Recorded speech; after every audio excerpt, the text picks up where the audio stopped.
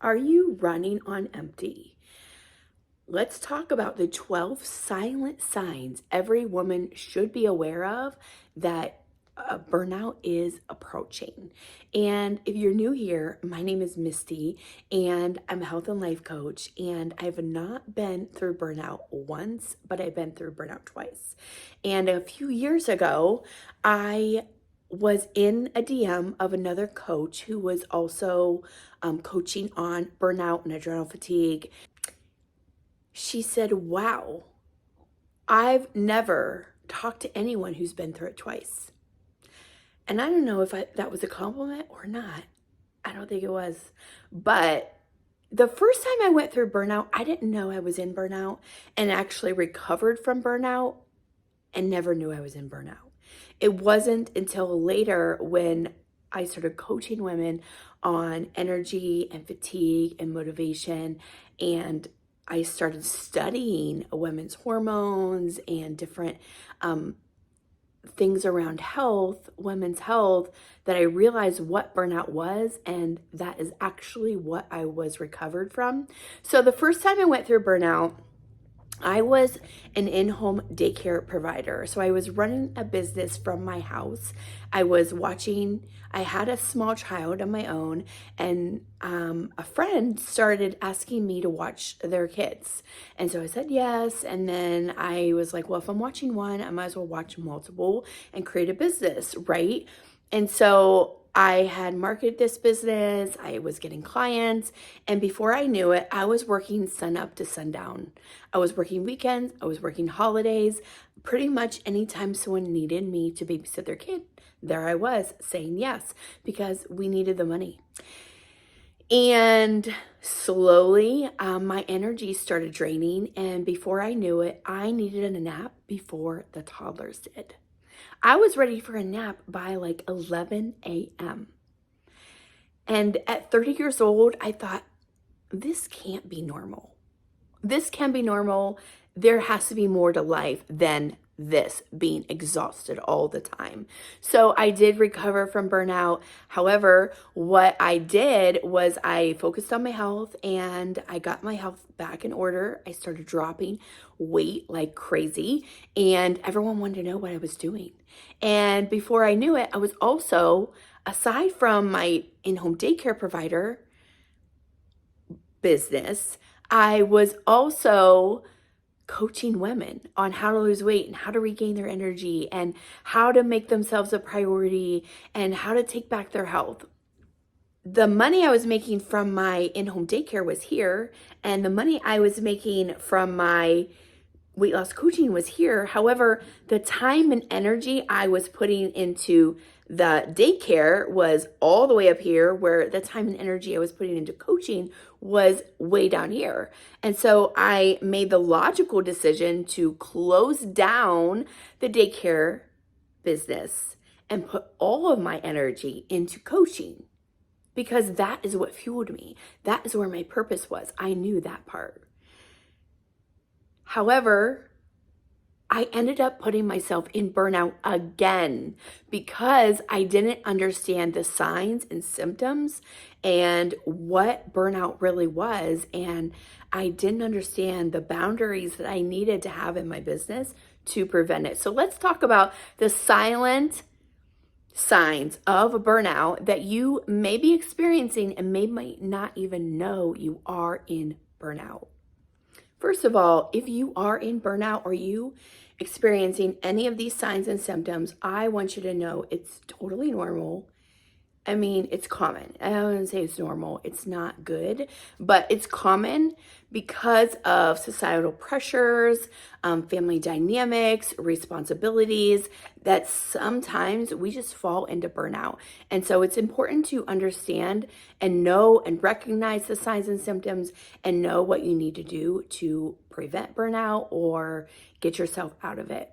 Sign number 1 is constant fatigue, where you are always feeling tired. Sometimes when you, even after you have a really good night's sleep, you're still tired. And that's where I was when I was running that in-home daycare business. I was just constantly tired. I constantly needed to use caffeine to give me energy, and that feeling of constant fatigue is a really good sign that you may be in a season of burnout. But the thing is, this is a different kind of tiredness. It's not always a physical tiredness. Sometimes it's an emotional or a mental tiredness. You may have difficulty focusing or concentrating. You may feel scatterbrained. You may feel like, I have so much to do and I don't even know where to start. You just lack the focus to get things done, or you feel yourself losing time. Burnout can cause brain fog, and it can create like a difficulty to make decisions, staying on task, remembering things. So if these are things that you are struggling with, focusing and concentrating, you may be in a state of burnout. Sign number 3 is a disconnection from your joy. You may the things that you once enjoyed, you just are uninterested anymore. Things that you love to do, all of a sudden, you're just not interested, or you don't find as much satisfaction or joy from doing those things. And this could just be a sign that your body needs a break. Sign number 4, you could be avoiding social interaction. If you get invited to family or friends, parties, get-togethers, and all of a sudden you just do not want to go, you're uninterested, and you couldn't be bothered to go, this is a sign of burnout. These social events just feel like an extra burden, and it is a sign that you may just need a mental break.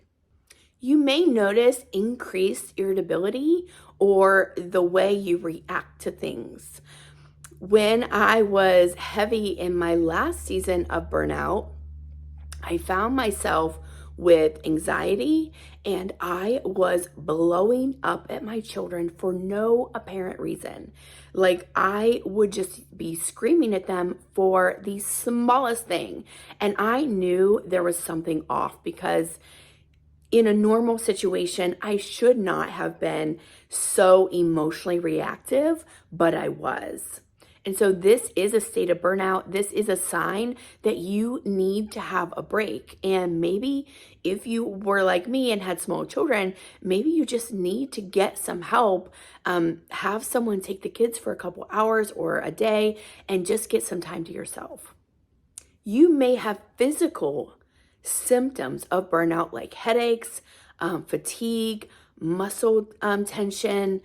You may also have stomach issues or unexplained weight fluctuations. In my latest state of burnout, I gained a lot of weight. And that was a big, big sign that my body was reacting to the stress levels I had. You may be experiencing a loss of self-confidence or self-doubt. Burnout can cause a loss of your self-esteem, and you may start just second-guessing yourself. Neglecting self-care. You may know you need to eat right, but you're just not. Maybe you just don't have the energy to be cooking your healthy meals, and you may be skipping your workouts, and it is a sign of burnout that you are neglecting yourself, but also it can make burnout even worse. Overworking without purpose or reward. And I often say burnout is not always caused by working too much. Sometimes it's working on the wrong things.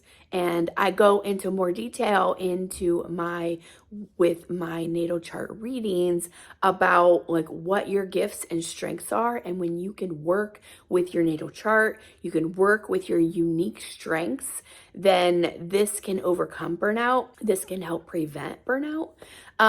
But sometimes when you get into this work mode of just going through the motions, and you lose sight of what you're really working towards, and you lose sight of your long-term goals, and you're not necessarily working in your purpose.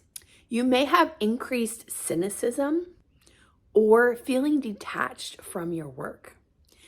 You may just feel detached from your work, relationships, family, and just feeling this sense of discontentment, and you're emotionally withdrawing. This is a sign of burnout. You may have a change in your sleep patterns. So you may be sleeping in, or you have insomnia, you can't sleep. These are signs of burnout. For me, it was not sleeping well. I was getting woken up throughout the day, throughout the night. My cortisol levels actually flipped, and I had a really hard time of getting to sleep and staying asleep, which was causing my fatigue throughout the day. It was just one cause of the fatigue. And lastly, we want to talk about perfectionism and overachieving, because sometimes we're in this state of burnout and we are just trying to keep it all together. And we're trying to make it look like we have it all together, even though we don't. And this can just perpetuate the cycle of burnout before we realize, like, it's okay to ask for help, and it's okay to take a day off. It's okay to have seasons where you're not being productive. So if you notice yourself in any of these signs and symptoms, I want you to just pay attention. I want you to listen to your body. Give yourself space, give yourself rest if you need it. If you need a day off, take it. If you need just an hour to yourself, just sit in your car doing nothing, take it. Just start to listen to your body. And there was a season, anyone who knows me knows I'm such an early riser. I've been this way since I was a child.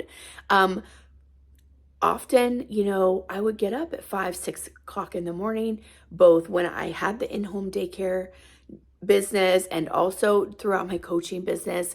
I would always I like to get up early before the rest of the house and get my mind right, and sometimes that's really the only time I get to myself. But when I was in this severe state of burnout a few years ago, I had to skip all alarms, and I had to just let myself wake up when I was meant to wake up. And this was something completely new to me. I hadn't done this, for a really long time, not having an agenda, not having a start time. But it's exactly what my body needed. I needed to just get as much sleep as I needed to get, and know that the day was going to start when I woke up and when I felt rested. And I couldn't keep going in the direction I was going. And now I'm happy that my sleep cycles have been regulated, and I'm now getting up early in the mornings again without feeling fatigued throughout the day.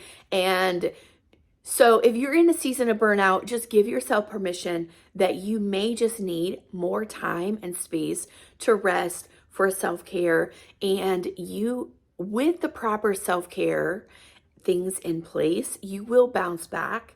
However, you may just have to alter, how you are taking care of yourself, how you are navigating your day.